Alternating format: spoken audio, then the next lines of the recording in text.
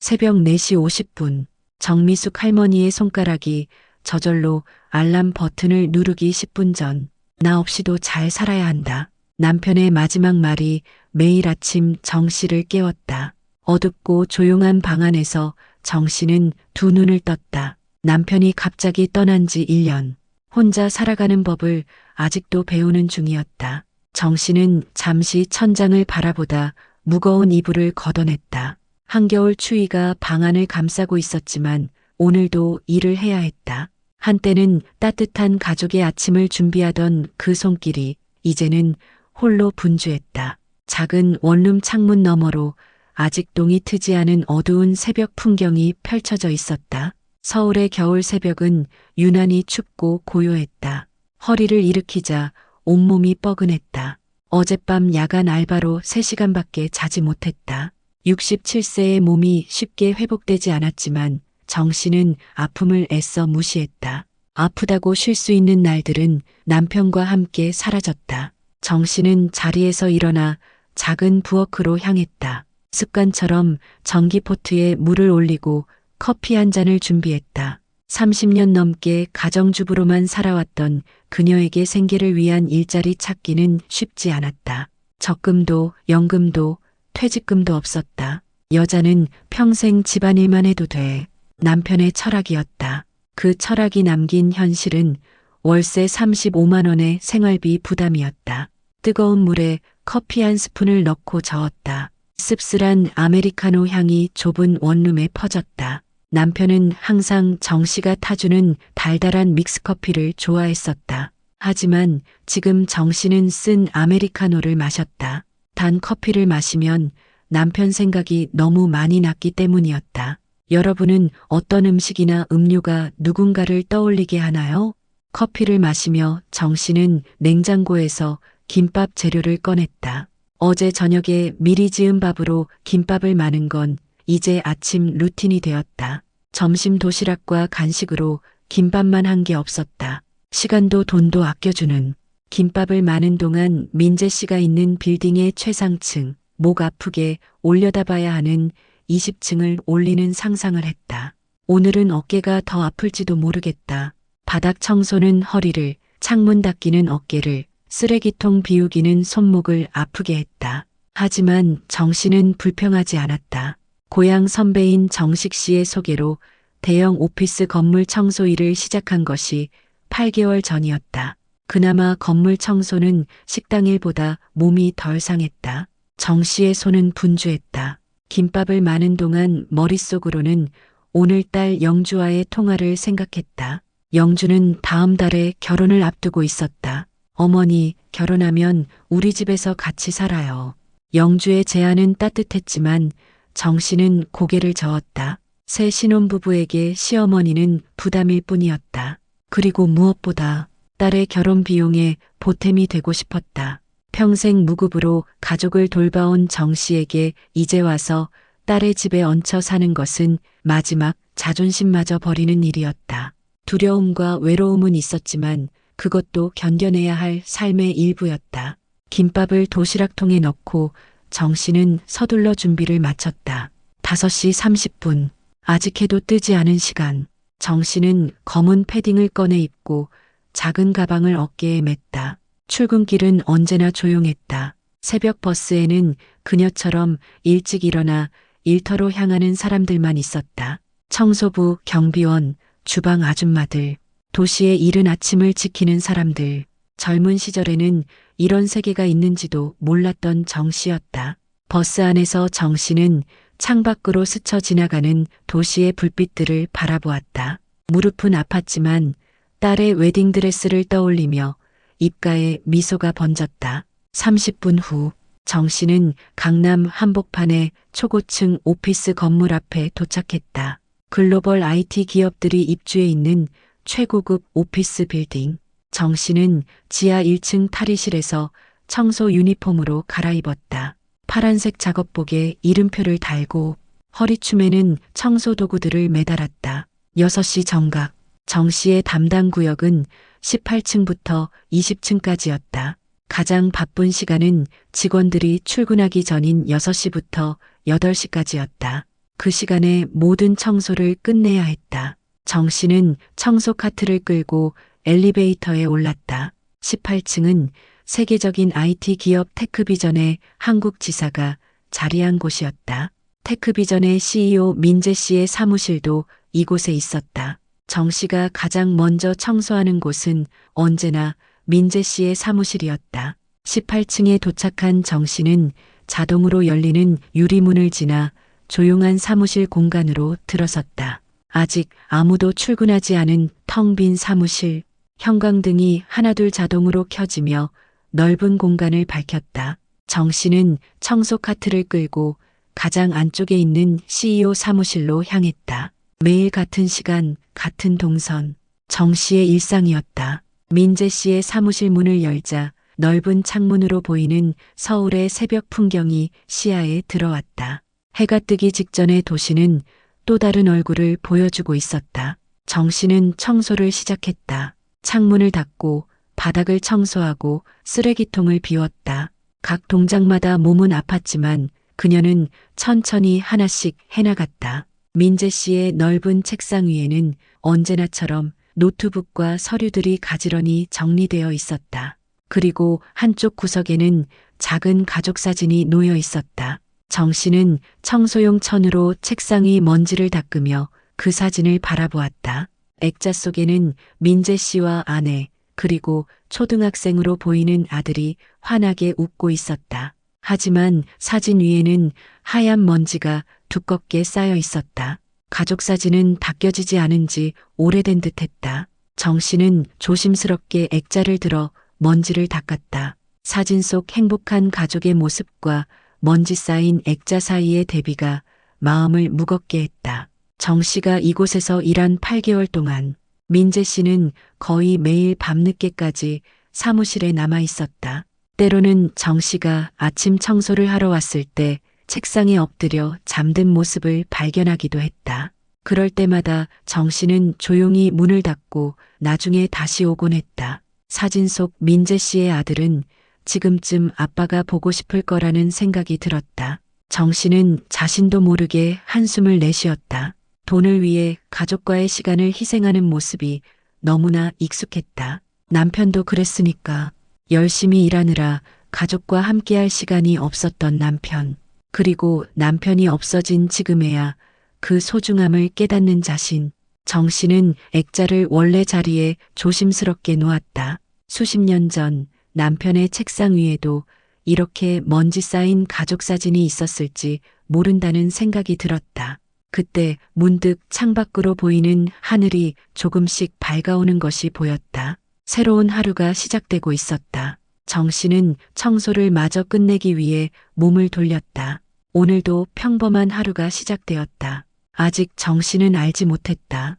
이날 저녁 그녀의 평범한 일상을 바꿀 만남이 기다리고 있다는 것을. 민재 씨와의 첫 대화가, 그리고 그 대화가 두 사람의 삶에 가져올 작지만 의미 있는 변화를. 정 씨가 민재의 사무실 청소를 마무리하고 있을 때였어요. 사무실 문이 갑자기 열렸습니다. 새벽 6시 30분.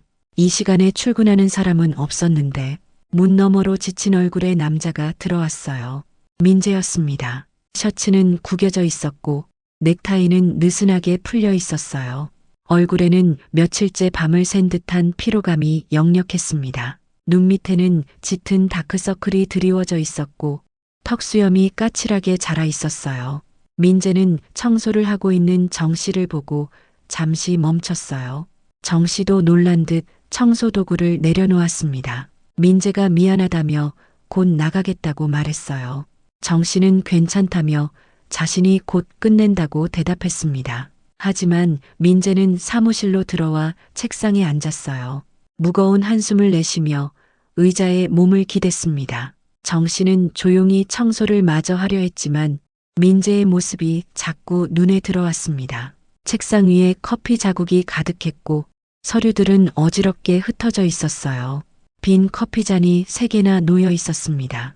민재는 노트북을 켜고 다시 일을 시작했습니다. 손가락이 키보드 위를 빠르게 움직였지만 가끔씩 이마를 짚으며 고통스러운 표정을 지었어요.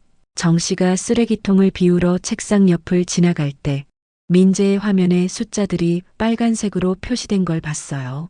실적 보고서처럼 보였습니다. 그래프는 하얀 곡선을 그리고 있었고 민재의 표정은 점점 어두워졌어요. 한숨을 깊게 내쉬며 이마를 짚었습니다. 정 씨는 조용히 청소를 계속했어요. 하지만 마음이 편치 않았습니다. 8개월 동안 이곳에서 일하면서 민재가 이렇게 힘들어하는 모습은 처음 봤어요. 항상 자신감 있고 당당했던 젊은 CEO가 지금은 무거운 짐에 눌린 듯 보였습니다. 정 씨는 남편이 병원비로 고민하던 마지막 시절을 떠올렸어요. 돈이 부족해 밤낮으로 일하던 남편의 지친 얼굴, 그때와 똑같은 표정이었습니다. 정 씨가 책상 옆을 지나가다 실수로 청소 도구를 떨어뜨렸어요. 시끄러운 소리에 민재가 고개를 들었습니다. 정 씨가 황급히 사과했어요. 민재는 괜찮다며 오히려 자신이 방해가 되는지 물었습니다. 정 씨는 고개를 저었어요. 오히려 이른 시간에 일하시느라 수고가 많다고 말했습니다. 민재가 쓴웃음을 지었어요. 이른 시간이 아니라 아직 퇴근을 못했다고 했습니다. 정 씨는 놀란 표정을 지었어요. 밤새 일하셨냐고 물었습니다. 민재가 고개를 끄덕였어요. 중요한 프로젝트 마감이 있다고 설명했습니다. 해외 투자자들과의 계약이 걸려 있다고 덧붙였어요. 회사의 운명이 달린 일이라고. 정 씨는 조용히 청소를 계속하며 민재를 걱정스럽게 바라봤어요. 문득 책상 위의 가족 사진이 눈에 들어왔습니다. 방금 전 자신이 깨끗이 닦아놓은 액자. 사진 속에는 아름다운 아내와 밝게 웃는 아들이 있었어요. 아들은 교복을 입고 있었는데 아마 중학생쯤 되어 보였습니다. 하지만 민재는 한 번도 그 사진을 보지 않았어요. 노트북 화면에만 시선이 고정돼 있었습니다. 정 씨는 청소를 거의 마치고 있었어요. 마지막으로 창문 쪽 화분에 물을 주려고 했습니다. 그때 자신도 모르게 말이 나왔어요. 사진 속 아드님이 보고 싶어 할 것 같은데요. 민재의 손이 멈췄습니다. 키보드를 두드리던 손가락이 공중에 멈춘 채로 천천히 고개를 들어 정 씨를 바라봤어요. 그리고 시선이 책상 위 가족 사진으로 향했습니다. 정 씨는 자신이 실수했다는 걸 깨달았어요. 남의 가정사에 참견한 것 같아 부끄러웠습니다. 하지만 딸 영주의 결혼 비용을 마련하려고 자신도 딸과 함께할 시간을 희생하고 있다는 생각이 들었어요. 급히 죄송하다고 사과했어요. 하지만 민재의 표정은 화난 것과는 달랐어요. 당황한 듯 했지만 동시에 무언가를 깨달은 듯한 표정이었습니다. 민재는 가족 사진을 한참 바라봤어요. 마치 처음 보는 것처럼 액자를 들어 올려 더 가까이서 봤습니다. 아들의 얼굴을 손가락으로 가리키며 작게 중얼거렸어요. 벌써 이렇게 컸구나. 정 씨는 민재에게 자녀가 있으시냐고 물었습니다. 정 씨는 딸이 하나 있다고 대답했어요. 다음 달에 결혼한다고 덧붙였습니다. 하지만 결혼 비용 때문에 밤낮으로 일하고 있다는 말은 삼켰어요. 민재가 축하한다고 말했어요. 그리고 딸이 아버지를 자주 보고 싶어 하는지 물었습니다. 정 씨는 잠시 망설였어요. 남편이 작년에 돌아가셨다고 조용히 말했습니다. 민재의 표정이 미안함으로 바뀌었어요. 정 씨는 괜찮다며 손사래를 쳤습니다. 그리고 덧붙였어요. 남편이 살아있을 때 더 많은 시간을 함께 보내지 못한 게 가장 큰 후회라고. 병원비를 벌기 위해 일하느라 바빴던 남편이 은퇴하면 함께 여행도 가고 많은 시간을 보내자고 했었다고. 하지만 그 은퇴는 결국 오지 않았다고. 민재는 조용히 듣고 있었어요. 시선은 다시 가족 사진으로 향했습니다. 정 씨는 이야기를 계속했어요. 딸도 아버지와 더 많은 추억을 만들고 싶어 했다고. 하지만 항상 다음에, 나중에 시간이 생기면 그때 하자고 미뤘다고. 이제는 딸의 결혼 준비를 도와주고 싶지만 돈을 벌기 위해 또다시 함께할 시간을 놓치고 있다고. 정 씨의 목소리에는 아쉬움이 묻어났어요. 민재는 가족 사진을 들어 올렸습니다. 먼지가 닦여 깨끗해진 액자. 그 안에서 환하게 웃고 있는 아내와 아들. 민재가 중얼거렸어요. 마지막으로 아들 학교 행사에 간 게 언제였는지 기억이 안 난다고, 아들의 중간고사 성적도 모른다고 정 씨는 조용히 들었어요. 민재가 계속 말했습니다. 회사가 급성장하면서 3년 동안 정신없이 살았다고, 언제나 다음 분기, 다음 실적, 다음 목표만 생각했다고, 가족과 저녁을 먹은 것도 언제인지 모르겠다고, 아내와의 결혼 기념일도 잊어버렸다고, 정 씨는 청소 도구를 정리하며 말했어요. 지금이라도 늦지 않았다고, 아드님은 아직 어리니까. 민재가 정 씨를 바라봤어요. 눈빛에는 복잡한 감정이 교차했습니다. 감사함과 부끄러움, 그리고 깨달음. 민재가 작게 물었어요. 어르신도 가족을 위해 이렇게 일찍부터 일하시는 거냐고. 정 씨는 잠시 망설이다 고개를 끄덕였어요. 딸의 결혼 비용에 보태려고 한다고 솔직히 말했습니다. 민재의 표정이 더욱 복잡해졌어요. 정 씨는 미소를 지으며 인사했어요. 오늘도 수고하시라고, 그리고 집에 일찍 가보시라고 덧붙였습니다. 민재가 고개를 끄덕였어요. 정 씨가 청소 카트를 끌고 사무실을 나가려 할 때 민재가 불렀습니다. 죄송한데 성함이 어떻게 되시는지 물었어요. 정미숙이라고 대답했습니다. 민재가 감사하다고 인사했어요. 어르신 덕분에 중요한 걸 깨달았다고. 정 씨는 별 말씀을 다 하신다며 손사래를 쳤어요. 그리고 조용히 사무실을 나갔습니다. 민재는 혼자 남아 가족 사진을 계속 바라봤어요. 노트북 화면의 빨간 숫자들은 여전히 깜빡이고 있었지만 이제 그것들이 예전만큼 중요해 보이지 않았습니다. 민재는 휴대폰을 꺼냈어요. 아내에게 문자를 보내기 시작했습니다. 오늘 저녁 같이 먹을 수 있냐고, 오랜만에 가족 외식을 하고 싶다고. 하지만 문자를 보내다 말고 지웠어요. 대신 전화를 걸기로 했습니다. 정 씨는 복도를 걸으며 생각했어요. 자신의 작은 한마디가 누군가에게 영향을 줄 수 있다니. 청소부로 일하면서 처음 느끼는 뿌듯함이었습니다. 하지만 동시에 걱정도 들었어요. 남의 일에 쓸데없이 참견한 건 아닐까? 더 중요한 건 자신도 딸과 함께할 시간을 놓치고 있다는 사실이었어요. 엘리베이터를 기다리며 정 씨는 남편을 떠올렸어요. 만약 남편이 살아있다면 자신도 저 젊은 사장님처럼 깨달음을 줬을까? 더 많은 시간을 함께 보내자고 조를 걸 텐데. 7시가 가까워지고 있었어요. 곧 직원들이 출근하기 시작할 시간이었습니다. 정 씨는 서둘러 19층으로 향했어요. 아직 청소할 곳이 많이 남아 있었습니다. 하지만 마음은 전보다 가벼웠어요.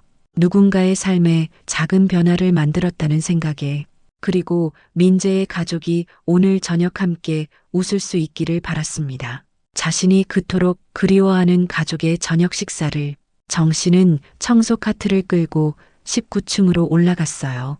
평범한 청소부의 하루는 계속되고 있었지만 이 작은 만남이 두 사람에게 어떤 변화를 가져올지는 아직 알 수 없었습니다. 갈등의 씨앗은 심어졌어요. 민재에게는 일과 가족 사이의 균형에 대한 고민이, 정 씨에게는 자신의 존재 가치와 딸과의 시간에 대한 새로운 인식이. 그렇게 일상이 흔들리기 시작한 후 생각지도 못한 문제들이 하나둘씩 나타났어요. 정 씨의 아침 청소 일상은 계속되었지만 몸은 점점 더 힘들어졌습니다. 새벽 청소와 야간 알바를 병행하며 하루 평균 3-4시간밖에 잠을 못 잤어요. 무릎은 계단을 오를 때마다 시큰거렸고 허리는 걸레질할 때마다 찌릿했습니다. 그래도 월 180만 원의 수입으로는 월세 35만 원과 생활비를 내고도 빠듯했어요. 영주의 결혼식장 계약금 500만 원 중 겨우 200만 원만 모을 수 있었습니다. 일주일이 지났을 때 민재는 이제 일부러 새벽에 출근하는 듯 했어요. 정 씨가 사무실에 들어올 때면 민재는 이미 책상에 앉아 있곤 했습니다. 처음엔 서로 인사만 나누었지만 점차 짧은 대화들이 이어졌어요. 민재는 어색하게 아들 이야기를 꺼냈습니다. 어제 오랜만에 아들과 저녁을 먹었다고. 하지만 대화가 잘 통하지 않았다고 했어요. 아들이 계속 스마트폰만 보더라고. 학원 이야기를 물어봐도 시큰둥하고, 좋아하는 게임 이야기를 꺼내봤지만 아빠는 게임을 모른다며 한숨을 쉬더라고. 3년 동안 너무 멀어진 것 같다며 이제는 아들이 무엇을 좋아하는지도 모르겠다고. 정 씨는 들으며 고개를 끄덕였어요. 자신도 딸과 그런 시간이 있었다고 말했습니다. 남편이 살아있을 때는 대화의 다리가 되어줬는데 이제는 혼자 그 역할을 해야 한다고. 민재가 물었어요. 어떻게 극복하셨냐고. 정 씨는 잠시 생각하다 말했어요. 시간이 약이라고, 그리고 관심이라고, 작은 것부터 시작하라고 조언했어요. 좋아하는 음식, 최근에 본 영화, 친구들 이야기부터. 민재는 메모장에 적으며 진지하게 들었어요. 마치 중요한 사업 회의를 하듯이. 그 모습이 정 씨에게는 안쓰러워 보였습니다. 정 씨가 창문을 닦으며 말했어요. 손목이 욱신거려 잠시 멈췄다가 다시 닦기 시작했습니다. 딸 영주가 다음 달에 결혼한다고. 혼자서 준비하느라 힘들어한다고. 어제는 웨딩드레스 가봉하러 가자고 했는데 야간 청소 때문에 또 거절했다고. 영주가 실망하는 목소리가 아직도 귓가에 맴돈다고. 자신도 도와주고 싶지만 일 때문에 시간이 없다고 아쉬워했습니다. 병원비로 저축을 다 써버려서 이제 와서 결혼 자금 보태기도 빠듯하다고. 주례 선생님 사례비라도 대주고 싶은데 그것도 버거운 형편이라고 한숨을 쉬었어요. 민재가 물었어요. 따님이 뭘 가장 필요로 하는지. 정 씨는 웃으며 대답했어요. 돈보다는 엄마의 시간이라고. 함께 웨딩드레스를 고르고 예식장을 둘러보고 그런 추억을 만들고 싶어 한다고. 하지만 자신은 청소 일을 쉴 수 없다고 했어요. 월세와 생활비, 그리고 약간이라도 결혼 비용에 보태려면. 민재의 표정이 어두워졌어요. 자신도 비슷한 처지라고 중얼거렸습니다. 2주가 지났어요. 그 사이 민재의 회사는 더 어려워졌습니다.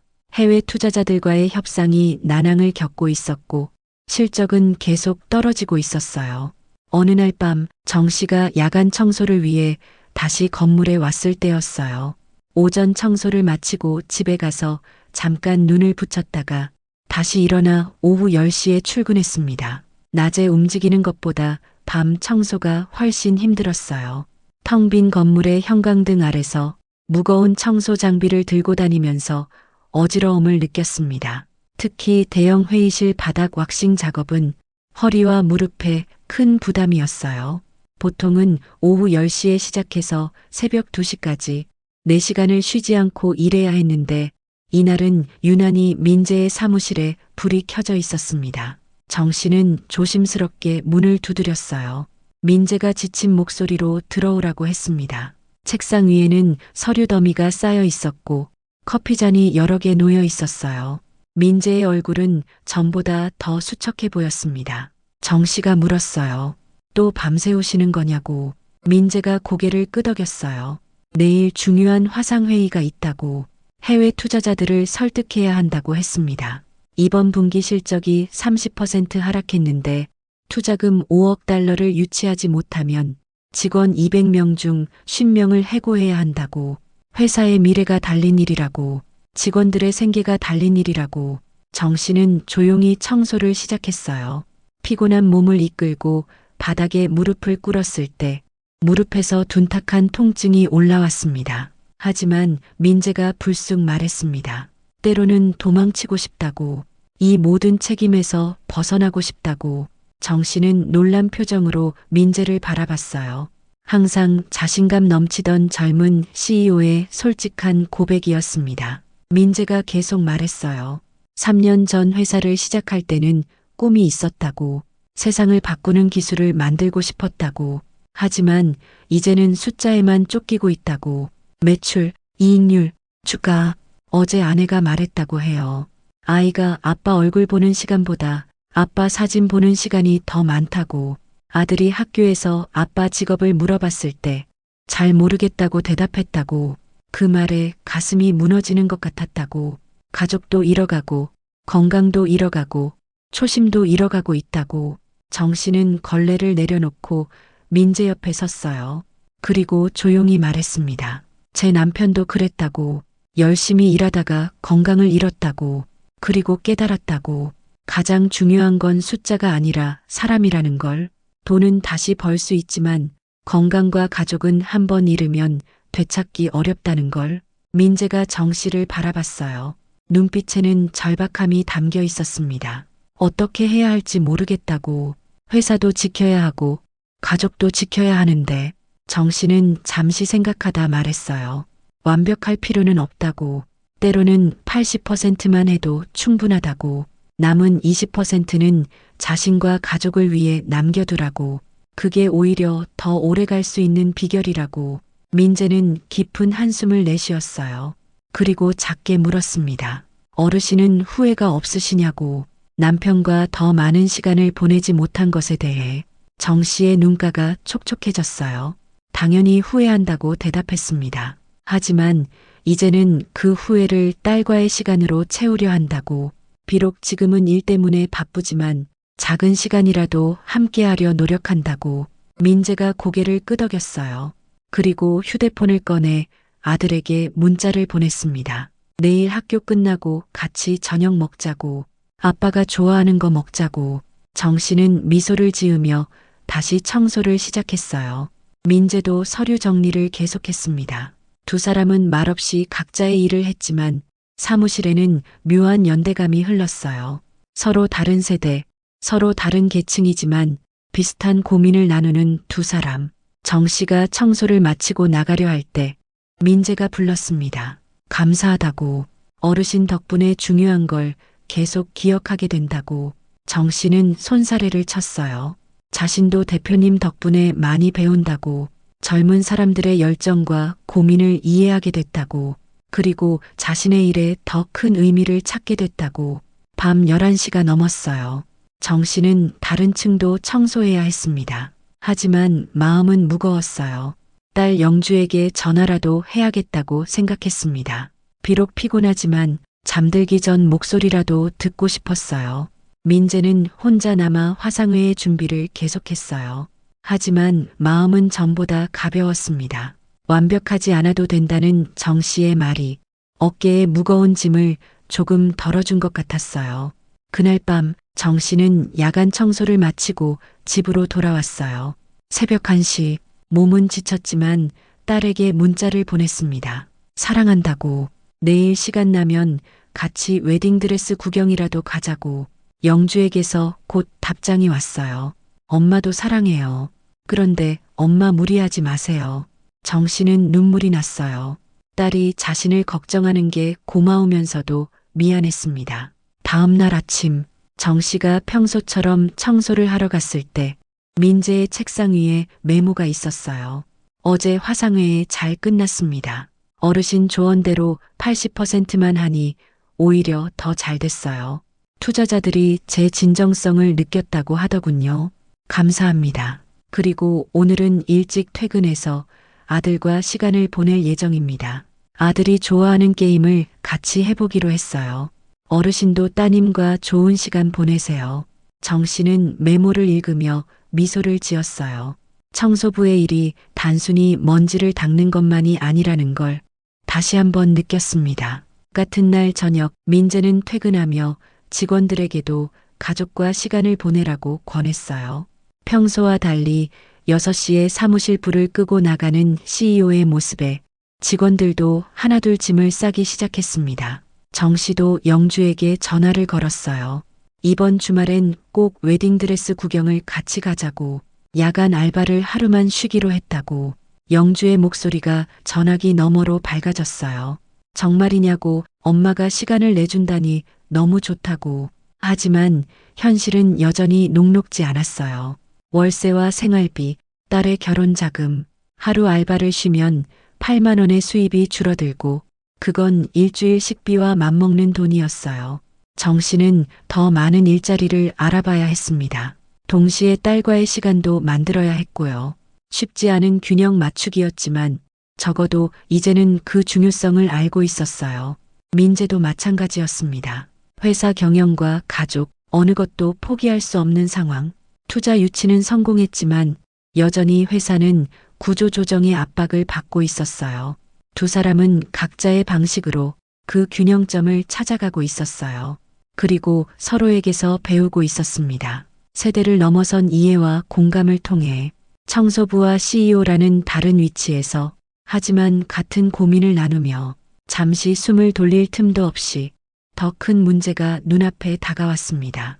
한 달이 지난 어느 월요일 아침, 정 씨가 평소처럼 청소를 시작하려는데 경비 정식 씨가 급한 표정으로 찾아왔어요. 회사에서 용역 계약 변경 통보를 받았다고 했습니다. 다음 달부터 청소 인력을 줄인다고. 정 씨의 얼굴이 창백해졌어요. 손끝이 차갑게 식어가는 걸 느꼈습니다. 이 일자리만이 유일한 수입원인데 영주 결혼식까지 2달도 안 남았는데 정식 씨의 설명에 따르면 테크비전의 실적 악화로 전체 경비를 30% 삭감한다고 했어요. 청소 용역도 예외가 아니었습니다. 18층부터 20층까지 담당하는 청소부 3명 중 1명만 남기고 나머지는 계약 해지라고. 정 씨는 다리가 후들거렸어요. 벽을 짚지 않으면 쓰러질 것 같았습니다. 8개월밖에 안 된 자신이 가장 먼저 잘릴 거라는 불안감이 엄습했습니다. 같은 날 오후 민재의 사무실에서는 긴급 임원 회의가 열렸어요. CFO가 발표한 수치는 심각했습니다. 3분기 매출이 전년 대비 45% 하락, 현금 유동성도 위험 수준에 도달했다고. 투자금 5억 달러 유치에는 성공했지만 운영 자금은 여전히 부족한 상태였어요. 한 임원이 제안했어요. 인건비는 노조 때문에 줄이기 어려우니 용역비부터 대폭 삭감해야 한다고. 청소, 경비, 구내식당 운영비 이런 부분에서 연간 20억 원은 절감할 수 있다고 주장했습니다. 민재는 머리가 복잡했어요. 월 급여가 200만 원도 안 되는 청소부들, 그들의 월급을 줄여서 회사를 살린다는 게 정 씨와 나눈 대화들이 떠올랐습니다. 그녀가 딸의 결혼 자금을 위해 새벽부터 밤늦게까지 일한다는 것을. 하지만 현실은 냉혹했어요. 이번 달 안에 비용을 줄이지 않으면 내년 상반기에 상장 폐지 위기에 몰릴 수도 있었습니다. 200명의 직원과 그들의 가족, 투자자들의 신뢰, 회사의 미래. 민재는 결정을 미뤘어요. 다음 주까지 대안을 검토해 보자고 했습니다. 그날 저녁 정 씨는 영주와 통화했어요. 엄마, 목소리가 왜 그래? 어디 아파? 영주의 걱정 어린 목소리에 정 씨는 억지로 밝게 대답했어요. 괜찮다고. 그냥 좀 피곤할 뿐이라고. 하지만 머릿속은 온통 해고, 걱정으로 가득했습니다. 엄마, 이번 주말에 웨딩드레스 최종 피팅 있잖아. 같이 가기로 했는데 기억하지? 정 씨는 잠시 망설였어요. 주말에도 야간 청소 알바가 잡혀 있었습니다. 미안, 영주야. 그날은 일이 있어서. 전화 너머로 영주의 실망하는 한숨이 들렸어요. 정 씨의 가슴이 미어졌습니다. 정 씨는 걱정이 태산 같았어요. 이미 빠듯한 살림에 일자리마저 잃으면. 그날부터 더 많은 야간 청소 일을 찾기 시작했습니다. 낮에는 건물 청소, 저녁에는 음식점 설거지, 밤에는 사무실 청소, 하루에 16시간씩 일하는 날이 늘어났어요. 무릎은 계단을 오를 때마다 비명을 질렀고 손목은 걸레를 짜낼 때마다 찌릿했습니다. 허리는 구부리고 펴는 것조차 고통스러웠어요. 특히 속쓰림이 심해졌어요. 진통제를 하루에 6알씩 먹어도 통증은 가시지 않았습니다. 약사가 걱정스럽게 말했어요. 진통제를 너무 많이 드시면 위에 구멍이 날 수 있다고. 하지만 정 씨는 약을 끊을 수 없었어요. 약 없이는 일을 할 수가 없었으니까. 일주일 후 목요일, 민재는 직원들 앞에서 구조조정을 발표했어요. 마케팅팀 30%, 개발팀 20% 감축, 그리고 모든 간접 비용 50% 절감. 그의 목소리는 떨리고 있었어요.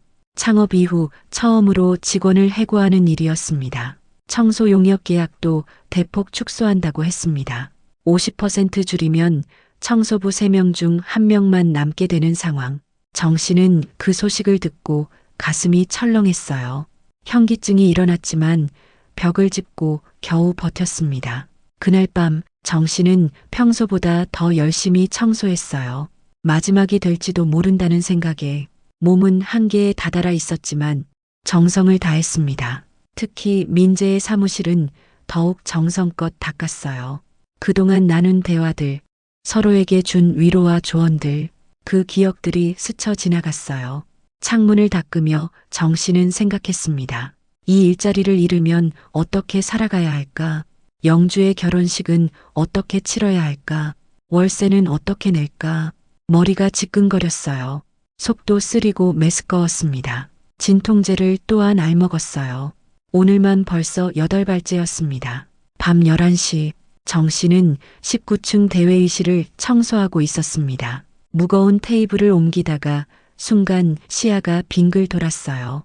위장이 불타는 것 같았습니다. 손에서 힘이 빠지는 걸 느꼈어요. 식은땀이 등을 타고 흘렀습니다. 잠시 쉬어야겠다고 생각했지만 새벽 2시까지 끝내야 할 일이 많았습니다. 이 일자리마저 잃으면 안 된다는 생각에 정 씨는 계속 일했어요. 바닥에 왁스를 바르며 무릎을 꿇었을 때 갑자기 심장이 불규칙하게 뛰기 시작했어요. 가슴이 조여오는 것 같았습니다. 숨을 쉬기가 힘들었어요. 정 씨의 머릿속에 영주의 얼굴이 떠올랐어요. 아직 웨딩드레스도 같이 못 골라줬는데 손에서 청소도구가 떨어졌어요. 일어서려 했지만 다리에 힘이 없었습니다. 시야가 점점 어두워졌어요. 마지막으로 든 생각은 청소를 끝내야 한다는 것, 일자리를 지켜야 한다는 것, 영주의 결혼식에 보태야 한다는 것이었어요. 정 씨는 그대로 바닥에 쓰러졌습니다. 차가운 대리석 바닥에 쓰러진 채 의식이 희미해져 갔어요. 한편 민재는 사무실에서 구조조정 세부 계획을 검토하고 있었어요. 정리해고 대상자 명단, 퇴직금 계산서, 실업급여 신청 서류, 그의 손은 떨리고 있었어요. 함께 회사를 키운 동료들을 내보내야 한다는 생각에 커피를 타러 탕비실로 가던 중 19층 복도에서 이상한 소리를 들었습니다. 뭔가 떨어지는 소리 같았어요. 민재는 소리가 난 쪽으로 걸어갔습니다. 대회의실 문이 열려 있었어요. 안을 들여다보니 바닥에 누군가 쓰러져 있었습니다. 가까이 다가가 보니 정 씨였어요. 얼굴은 창백했고 이마에는 식은땀이 흐르고 있었습니다. 입술은 파랗게 질려 있었어요. 민재는 급히 정 씨를 불렀어요. 하지만 대답이 없었습니다. 손목을 잡아 맥박을 확인했어요. 약하지만 뛰고 있었습니다. 민재는 즉시 119에 전화를 걸었어요. 위치와 상황을 설명하며 빨리 와달라고 요청했습니다. 전화를 끊고 정 씨 곁에 무릎을 꿇었어요. 어르신의 손은 차가웠습니다. 주변을 둘러보니 청소 도구들이 흩어져 있었어요. 진통제 봉지도 보였습니다. 빈 봉지가 여러 개 있었어요. 민재는 정 씨가 과로했다는 걸 직감했어요. 자신의 구조조정 발표 때문에 더 일을 무리했을 거라는 생각이 들었습니다. 죄책감이 밀려왔어요. 숫자에만 매달리다가 사람을 놓쳤다는 자괴감이. 민재는 자신의 외투를 벗어 정 씨에게 덮어줬습니다. 그리고 손을 잡으며 말했어요. 괜찮을 거라고, 곧 구급차가 올 거라고, 제발 버텨달라고. 5분이 영원처럼 느껴졌어요. 민재는 계속 정 씨의 이름을 불렀습니다. 드디어 구급차 사이렌 소리가 들렸어요. 구급대원들이 들것을 가지고 올라왔습니다. 정 씨를 들것에 옮기는 동안 민재는 상황을 설명했어요. 청소부로 일하는 분인데 최근 회사 구조조정으로 스트레스를 받았을 거라고, 평소에도 과로 기색이 있었다고. 구급대원이 물었어요. 보호자 연락처를 아느냐고. 민재는 모른다고 했어요. 하지만 함께 병원에 가겠다고 했습니다. 구급차에 오르며 민재는 정 씨의 가방을 챙겼어요. 안에서 휴대폰을 찾았습니다. 비상연락처에 영주라는 이름이 있었어요. 정 씨의 딸이었습니다. 민재는 망설이다 전화를 걸었어요. 늦은 시간이었지만 알려야 했습니다. 여보세요? 영주의 목소리는 졸려 있었어요. 죄송합니다. 제가 테크비전 대표 민재인데요. 어머니께서 일하시다가 쓰러지셨습니다. 전화 너머로 영주의 비명소리가 들렸어요. 이어서 흐느끼는 소리가. 민재가 침착하게 설명했어요. 지금 구급차로 병원에 가는 중이라고. 병원 주소를 알려드릴 테니 오시라고. 영주는 울먹이며 금방 가겠다고 했습니다. 구급차는 빠르게 병원으로 향했어요. 정 씨는 여전히 의식이 없었습니다. 산소 마스크를 쓴 채 누워있는 모습이 너무나 연약해 보였어요.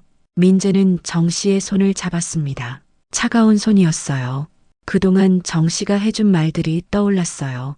가족의 소중함, 일과 삶의 균형, 작은 것에 감사하는 마음. 그런 정 씨가 정작 자신은 돌보지 못하고 이렇게 쓰러진 것이 안타까웠습니다. 그리고 자신의 책임도 느꼈어요. 구조조정이라는 이름으로 누군가의 삶을 벼랑 끝으로 몰아넣은 것 같아서 병원에 도착했어요.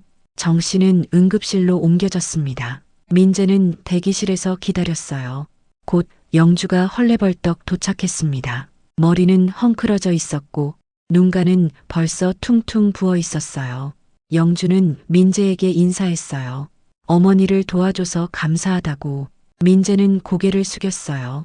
오히려 미안하다고. 회사 사정 때문에 정 씨가 더 힘들어했을 거라고. 영주는 고개를 저었어요. 어머니는 원래 일을 많이 하신다고. 자신의 결혼 때문이라고. 제가 돈 좀 적게 쓰고 소박하게 결혼하자고 했는데 어머니가 고생하며 키운 딸 예쁘게 시집 보내고 싶다고. 영주의 목소리가 떨렸어요. 두 사람은 침묵 속에 앉아 있었어요.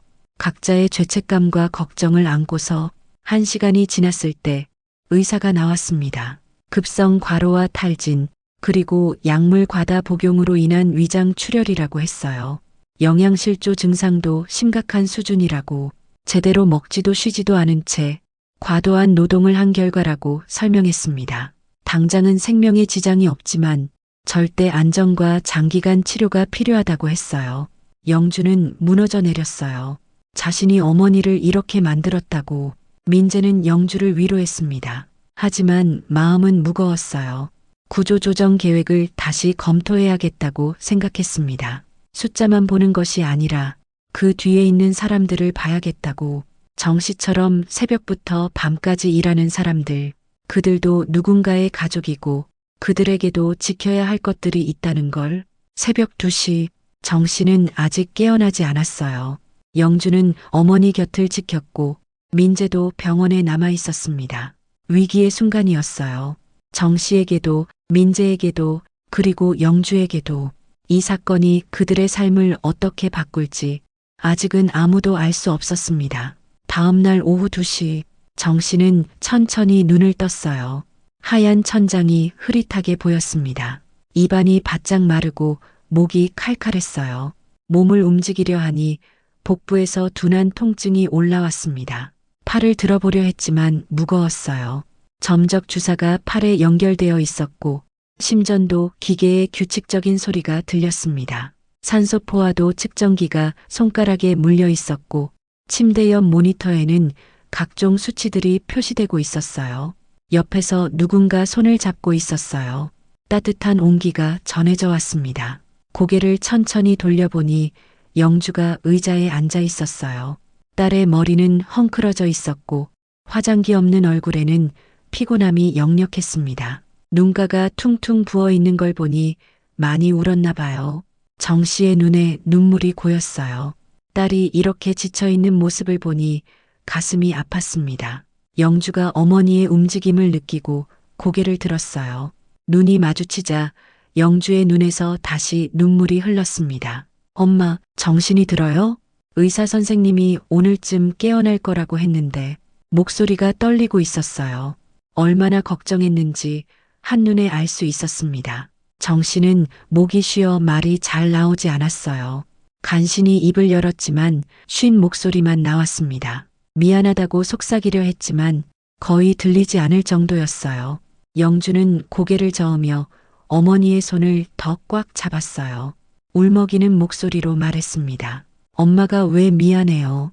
내가 너무 바쁘다고만 했지. 엄마가 이렇게 힘든 줄 몰랐어요. 야간 청소까지 하시는 거 알았다면 결혼 준비 이렇게 하지 않았을 텐데. 영주의 목소리가 점점 작아졌어요. 눈물이 뺨을 타고 흘러내렸습니다. 정 씨는 딸의 손을 가만히 쓰다듬었어요. 거친 손끝이 조금씩 움직였습니다. 말을 하려니 목이 타는 것처럼 아팠어요. 영주가 재빨리 물컵을 가져왔어요. 빨대를 어머니 입에 대주었습니다. 정 씨는 조금씩 물을 마셨어요. 시원한 물이 목을 타고 내려가니 조금 나아졌습니다. 그때 병실 문이 조용히 열렸어요. 민재가 들어왔습니다. 오늘도 정장 차림이었지만 넥타이는 느슨하게 풀려 있었어요. 눈 밑에는 다크서클이 짙게 드리워져 있었습니다. 영주가 작은 목소리로 설명했어요. 어제부터 계속 병원에 들렀다 갔다 하셨다고, 회사 일이 바쁘신데도 시간을 내서 오신다고. 민재의 얼굴에 안도의 표정이 번졌어요. 깨어나셨다니 정말 다행이라고 인사했습니다. 정 씨가 힘겹게 입을 열었어요. 목소리가 거의 나오지 않았지만 간신히 말했습니다. 사장님, 죄송해요. 일하다가 이런 일이. 민재가 급히 고개를 저었어요.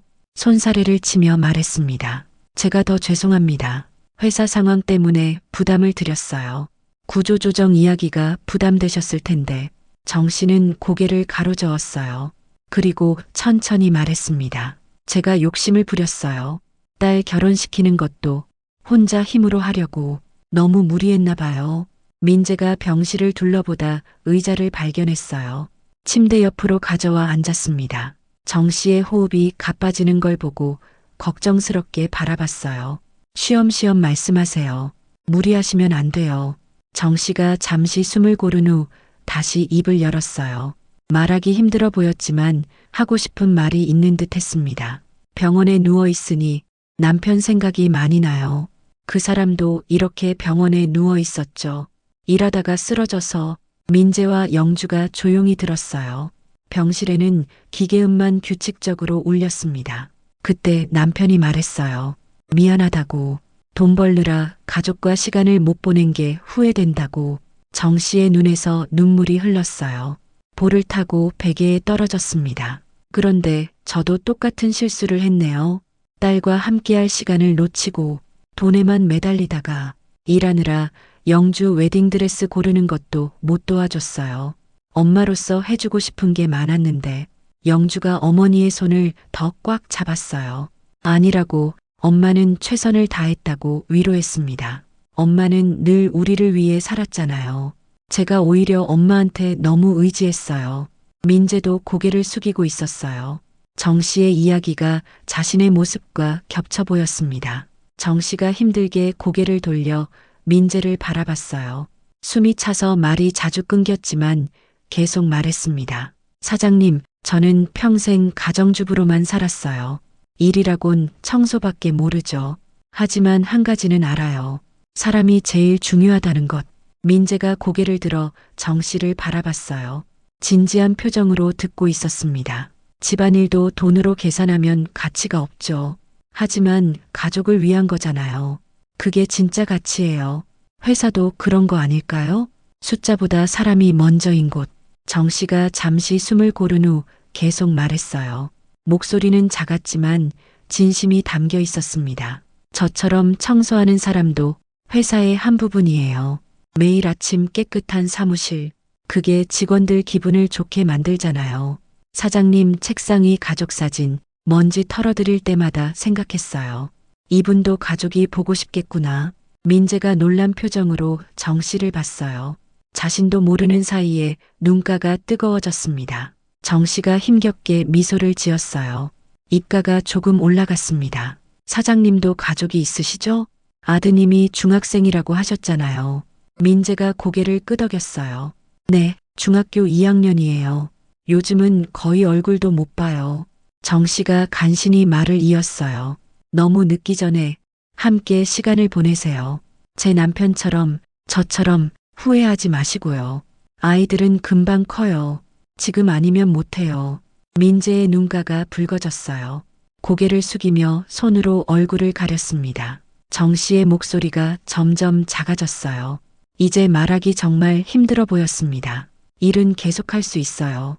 하지만 가족과의 시간은 한번 놓치면 돌아오지 않아요. 병실에는 잠시 침묵이 흘렀어요. 민재는 더 이상 참지 못하고 조용히 울었습니다. 어깨가 들썩이고 있었어요.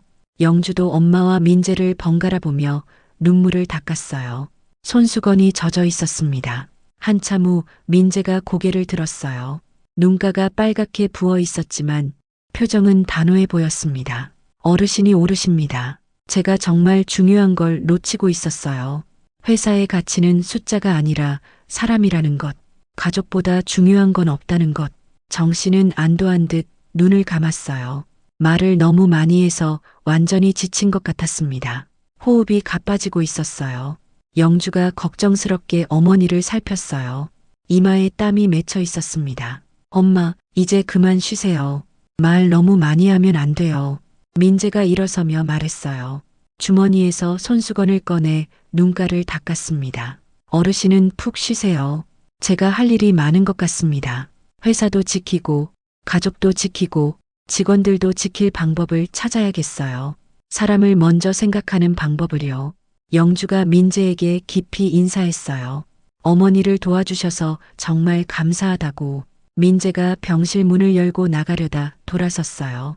정 씨를 바라보며 말했습니다. 참, 청소 용역 계약은 유지하겠습니다. 아니, 더 나은 조건으로 개선하겠습니다. 어르신 같은 분들 덕분에 회사가 돌아가는 거니까요. 정말 감사합니다. 정 씨가 희미하게 미소 지었어요. 눈은 감겨 있었지만 입가가 조금 올라갔습니다. 감사하다는 입모양을 만들었지만 소리는 나오지 않았어요. 민재가 나간 후 영주는 어머니 곁에 더 가까이 앉았어요. 손수건으로 어머니 이마의 땀을 닦아드렸습니다. 엄마, 이제 정말 무리하지 마세요. 돈보다 엄마 건강이 더 중요해요. 결혼식은 정말 소박하게 할게요. 엄마가 건강하게 참석하는 게 제일 중요해요. 정 씨는 딸의 손을 살짝 쥐었어요. 힘은 없었지만 따뜻한 온기가 전해졌습니다. 영주가 엄마의 손등에 뺨을 대며 말했어요. 엄마가 건강하게 제 결혼식에 오는 게 웨딩드레스보다 예식장보다 뭐보다 제일 중요해요. 엄마 없는 결혼식은 상상도 못해요. 정 씨는 눈을 감은 채 고개를 살짝 끄덕였어요. 몸은 여전히 아팠지만 마음은 조금 가벼워진 것 같았습니다. 병실 창문으로 오후의 햇살이 들어왔어요. 따뜻한 빛이 두 사람을 부드럽게 감쌌습니다. 곧 의사가 들어와 정 씨의 상태를 확인했어요. 차트를 보며 설명했습니다. 많이 좋아지셨지만 아직 절대 안정이 필요합니다. 위장 출혈이 심했고 영양 상태도 좋지 않아요. 앞으로 최소 2주는 입원하셔야 하고 퇴원 후에도 충분한 휴식과 영양 섭취가 필요합니다. 그리고 절대 무리하시면 안 돼요. 다시 쓰러지면 더 위험할 수 있습니다. 영주는 걱정스러운 표정으로 의사의 설명을 들었어요. 꼼꼼히 메모하며 질문했습니다. 한편 민재는 병원을 나와 주차장으로 향했어요. 차에 오르기 전에 잠시 멈춰섰습니다. 정 씨의 말이 계속 머릿속을 맴돌았어요. 가족과의 시간은 한 번 놓치면 돌아오지 않는다는 말. 휴대폰을 꺼내 아내에게 전화를 걸었어요. 신호음이 울리는 동안 가슴이 두근거렸습니다. 여보세요? 아내의 목소리가 들렸어요. 조금 놀란 듯 했습니다. 나야. 오늘 일찍 들어갈게. 민수랑 저녁 같이 먹자. 전화 너머로 아내의 놀란 목소리가 들렸어요. 정말이냐고 무슨 일 있냐고 물었습니다. 민재가 대답했어요. 목소리에 따뜻함이 묻어났습니다. 그냥 가족이 보고 싶어서 오늘 민수가 좋아하는 거 해줘. 우리 오랜만에 외식하든지. 아, 그리고 내일 민수 학교 행사 있다고 했지? 나도 같이 갈게. 아내가 정말이냐고 다시 물었어요. 목소리에 기쁨이 가득했습니다. 민재가 대답했어요. 그동안 미안했어. 앞으로는 더 자주 같이 있을게. 전화를 끊고 민재는 회사로 향했어요. 해야 할 일이 많았지만 오늘은 정시에 퇴근할 생각이었습니다. 아니, 조금 일찍 퇴근할 생각이었어요. 그리고 구조조정 계획도 완전히 다시 검토해야겠다고 마음먹었습니다. 숫자가 아닌 사람을 먼저 생각하는 방법을 청소부 할머니가 가르쳐준 그 지혜를 따라서 병실에서 정 씨는 깊은 잠에 빠졌어요. 고른 숨소리가 병실에 평화롭게 울렸습니다. 영주는 엄마 곁을 지키며 생각했어요. 앞으로는 엄마와 더 많은 시간을 보내겠다고. 일보다 가족이 먼저라는 걸, 돈보다 사람이 중요하다는 걸 엄마가 몸소 가르쳐줬으니까. 창밖으로는 서울의 오후 풍경이 펼쳐져 있었어요. 분주한 도시의 모습이 평화롭게 보였습니다. 정 씨의 얼굴은 편안해 보였어요. 힘든 고비를 넘긴 듯 평화로운 표정이었습니다. 위기 속에서 찾은 깨달음, 그것은 모두에게 새로운 시작을 알리는 신호였어요. 정 씨의 작은 한마디가 민재에게는 가족의 소중함을, 영주에게는 엄마의 가치를, 그리고 회사에는 사람의 중요성을 깨닫게 했습니다. 병실에는 고요함이 흘렀어요. 하지만 그 고요함 속에는 새로운 변화의 씨앗이 자라고 있었습니다. 3개월이 흐른 어느 화창한 오후, 테크비전 본사 구내식당은 점심시간으로 활기가 넘쳤어요. 정 씨는 깔끔한 유니폼을 입고 식당 관리실에서 메뉴를 점검하고 있었습니다. 이제는 청소부가 아닌 구내식당 관리자였어요. 민재가 제안한 새로운 자리였습니다. 청소보다 체력적 부담은 적었지만 책임과 보람은 더 컸어요. 직원들의 건강을 책임지는 일이었으니까요. 정 씨는 조리사들과 함께 영양 균형을 맞춘 메뉴를 개발했어요. 집밥 같은 따뜻한 음식으로 직원들의 마음까지 달래주고 싶었습니다. 월급도 이전보다 20% 올랐어요. 더 이상 야간 알바를 뛸 필요가 없었습니다. 건강도 점차 회복되었어요. 무릎과 허리는 여전히 가끔 아팠지만 진통제에 의존하지 않아도 견딜만 했습니다. 영양사 자격증도 준비하고 있었어요. 나이는 숫자에 불과하다고 생각하며 새로운 도전을 시작한 것입니다. 정 씨, 이제는 많이 건강해 보여서 다행이에요. 정식 씨가 점심을 먹으러 왔어요. 여전히 같은 건물 경비원으로 일하고 있었습니다. 정 씨의 건강을 늘 걱정하던 고향 선배였죠.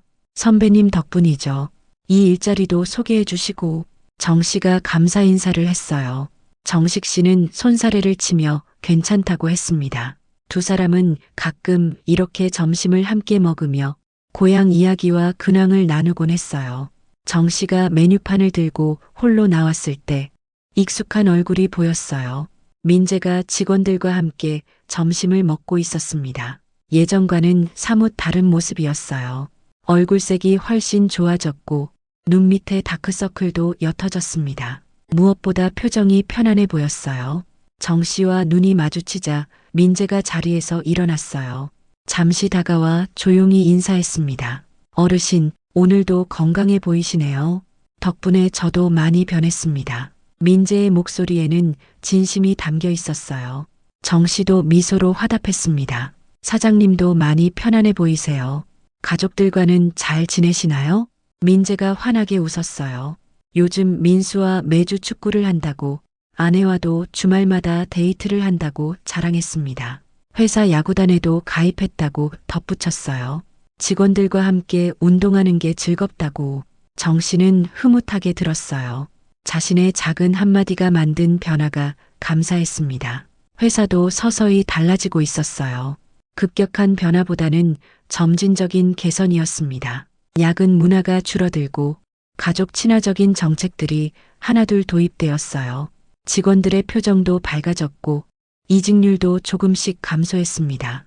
점심시간이 끝나갈 무렵 정 씨는 사무실로 돌아와 창밖을 바라봤어요. 봄볕이 따뜻했습니다. 문득 남편의 마지막 말이 떠올랐어요. 나 없이도 잘 살아야 한다. 정 씨는 조용히 중얼거렸어요. 여보, 잘 살고 있어요. 힘들었지만 잘 견뎌냈어요. 당신이 못다한 일들을 이제 제가 하고 있어요. 사람들에게 따뜻한 밥을 해주고 누군가의 삶에 작은 위로를 주고 있어요. 남편이 평생 하고 싶었던 봉사활동도 이제는 내가 대신하고 있어요. 휴대폰이 울렸습니다. 영주였어요. 엄마, 오늘 저녁에 웨딩드레스 최종 피팅이에요. 꼭 같이 가요. 정 씨는 기쁘게 승낙했어요. 이제는 딸과 함께할 시간이 충분했으니까요. 영주가 덧붙였어요. 참, 민재 사장님도 결혼식 오신대요. 가족들이랑 같이요. 정 씨는 감사한 마음이 들었어요. 서로의 삶에 의미 있는 변화를 준 인연이었으니까요. 2주 후 영주의 결혼식이 열렸어요. 5월의 화창한 토요일, 예식장은 하객들로 가득했습니다. 정 씨는 한복을 곱게 차려입고 신부 대기실에 있었어요. 영주가 웨딩드레스를 입고 거울 앞에 섰습니다. 엄마, 건강하게 와줘서 고마워요. 엄마 없는 결혼식은 상상도 못했어요. 정 씨가 딸의 손을 잡았어요. 이제는 거칠지 않은 부드러운 손이었습니다. 우리 영주가 참 예쁘다. 아빠가 봤으면 얼마나 좋아했을까. 영주가 엄마를 안았어요. 두 사람의 눈에 눈물이 맺혔습니다. 젊은 시절 남편과 함께 꿈꿨던 딸의 결혼식. 비록 남편은 없지만 그 꿈이 이루어지는 순간이었어요. 예식이 시작되고 정 씨는 주례석 옆에 앉았어요. 하객석을 둘러보니 익숙한 얼굴들이 보였습니다. 민재 가족이 다정하게 앉아 있었어요. 민수는 훌쩍 자란 모습이었고 가족의 표정이 모두 밝았습니다. 정 씨는 생각했어요. 자신의 작은 존재가 누군가의 인생을 바꿀 수 있었다니, 청소부라는 평범한 일을 통해 중요한 가치를 일깨울 수 있었다니. 예식이 끝나고 민재가 가족과 함께 인사를 왔어요. 어르신 덕분에 저희 가족이 행복해졌어요. 진심으로 감사드립니다. 민재의 아내도 고마워했어요. 남편이 변한 후 가정이 얼마나 화목해졌는지 정 씨는 그들을 보며 뿌듯했어요. 돈이 아닌 관계의 가치, 그것을 다시 한번 확인하는 순간이었습니다. 특히 민수가 밝아진 게 가장 기뻤어요. 아빠와 시간을 많이 보내게 되어 표정이 한결 행복해 보였습니다. 저녁이 되어 피로연이 끝났어요. 영주는 신혼여행을 떠났고 정 씨는 집으로 돌아왔습니다. 작은 원룸에서 정 씨는 차를 우렸어요. 남편이 좋아하던 녹차였습니다. 창밖의 서울 야경을 바라보며 생각했어요. 힘든 시간도 있었지만 이제는 새로운 의미를 찾았다고, 남편의 유언대로 잘 살아가고 있다고, 혼자서도 그리고 함께 더불어서도 매일 아침 일어나는 이유가 생겼고 누군가에게 필요한 사람이 되었어요. 일과 가족의 균형, 사람의 가치, 작은 존재의 큰 영향력. 정 씨가 깨달은 이 진리들이 이제는 다른 사람들의 삶도 변화시키고 있었어요. 내일은 또 어떤 하루가 될까? 이제는 그것이 기대되었습니다. 작은 청소부에서 시작해 누군가의 삶에 의미를 주는 사람이 된 것. 그것만으로도 충분히 가치 있는 인생이었어요. 정 씨의 이야기는 그렇게 조용히 계속되고 있었습니다.